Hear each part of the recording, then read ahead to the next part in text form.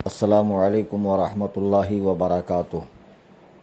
تیرے پائے کا ہم نے نہ پایا خواجہ، ہم زمین والوں پہ اللہ کا سایہ خواجہ۔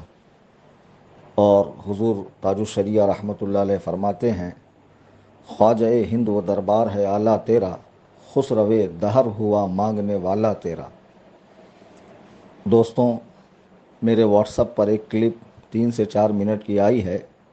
کوئی نیوز 18 نام کا چینل ہے جس کا اینکر امیش دیوگن کچھ لوگوں کے ساتھ بحث کر رہا ہے۔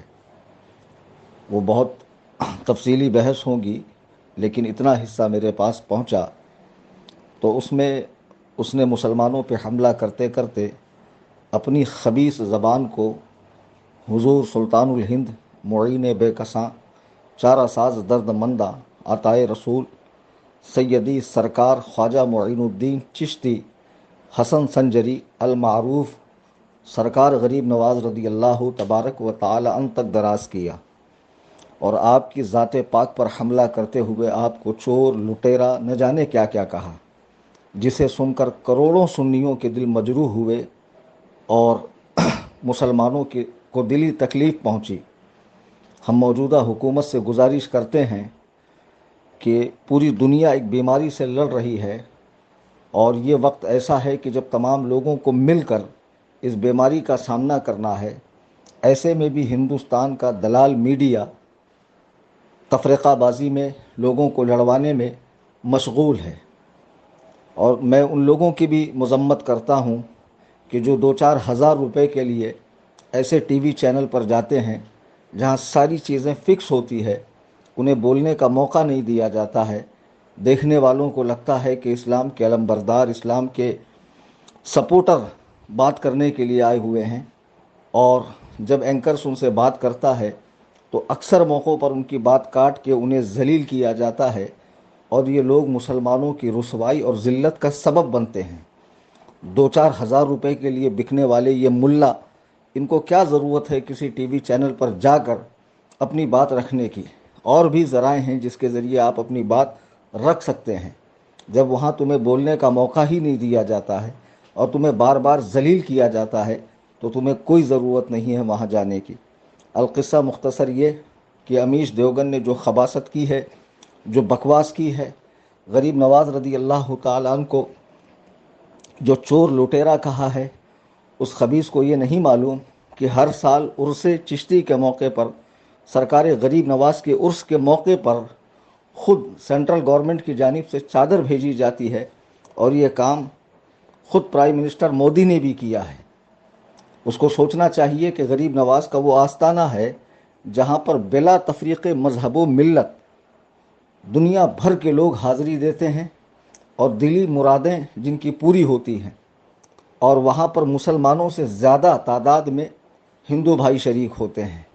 وہ ایک ایسا آستانہ ہے جہاں سے اتحاد کا، امن کا درس دیا جاتا ہے۔ حضور غریب نواز رضی اللہ تعالیٰ نے جب ہندوستان میں تشریف لائے تو نہ ان کے ہاتھ میں کوئی تلوار تھی، نہ چاقو تھا، نہ چابک تھا۔ وہ ایک کاسے گدائی لیے ہوئے ہندوستان تشریف لائے، اور اپنے اخلاق سے، اپنی عادات سے، اپنے حسن اخلاق سے انہوں نے وہ کام انجام دیا جو اس دور کے بڑے سے بڑے عالم علماء کی جماعت مل کر بھی انجام نہیں دے سکتی، جو تنہ تنہا حضور غریب نواز نے انجام دیا۔ لوگوں نے جب آپ کا چلنا پھرنا، اٹھنا بیٹھنا، آپ کے اخلاق، آپ کی محبت، آپ کی عادات دیکھیں، آپ کی خلوت، آپ کی جلوت، خود بخود آپ سے متاثر ہو کر مشرف باسلام ہو گئے۔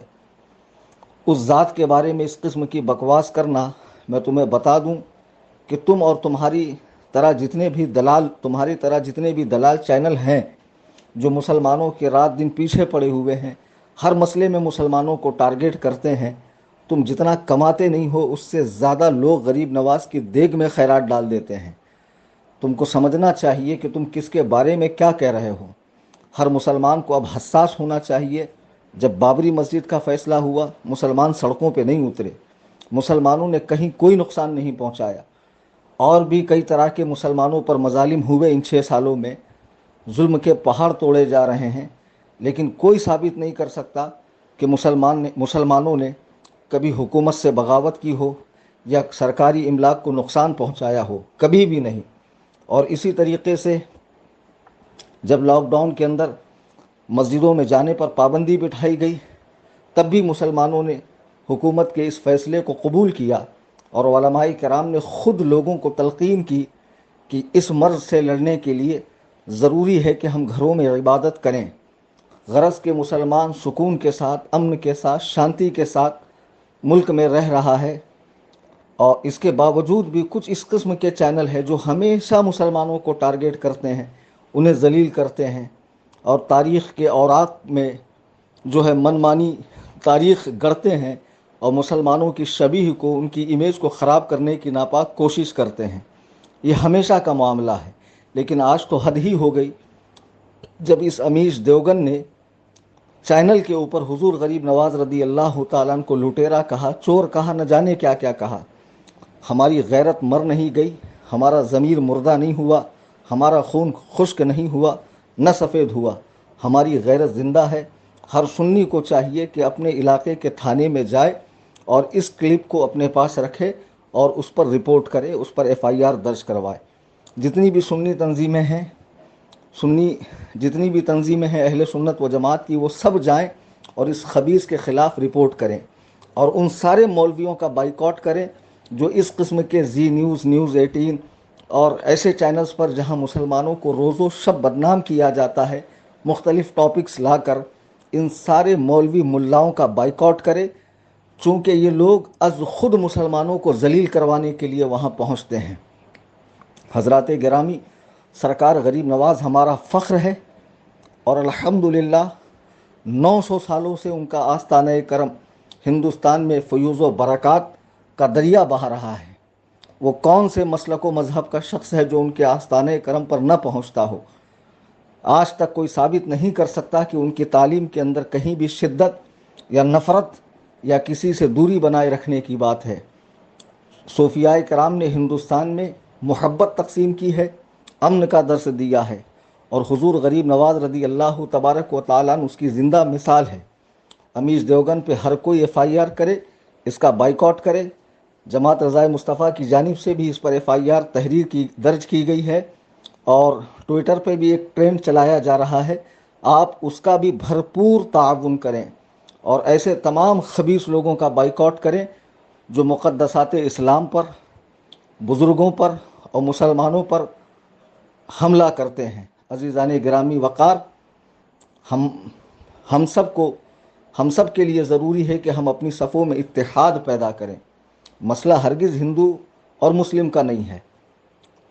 ہمارے یہاں بہت اتحاد کے ساتھ ہندو مسلم آپس میں آج بھی رہتے ہیں، لیکن کچھ اس قسم کے شرارتی لوگ ہیں جو نہیں چاہتے ہیں کہ ہندو مسلمانوں میں اتحاد رہے اور ملک میں امن بنا رہے۔ یہ لوگ فضا خراب کرنے کے لیے اس قسم کی بکواس کرتے ہیں، اور آج جب اس نے ساری حدیں پار کر دی تو اب خاموش رہنا ہمارے لیے بالکل خاموش رہنے کا موقع نہیں ہے، اور ہم اسے گوارا نہیں کریں گے۔ تمام سنیوں کو چاہیے کہ جاگ جائیں اور اپنے اپنے علاقے میں اس خبیث امیش دیوگن کے خلاف رپورٹ کروائیں، FIR درج کروائیں۔ اللہ تبارک و تعالی ہم سب اہل سنت و جماعت میں اتحاد و اتفاق عطا فرمائے، آمین ثم آمین۔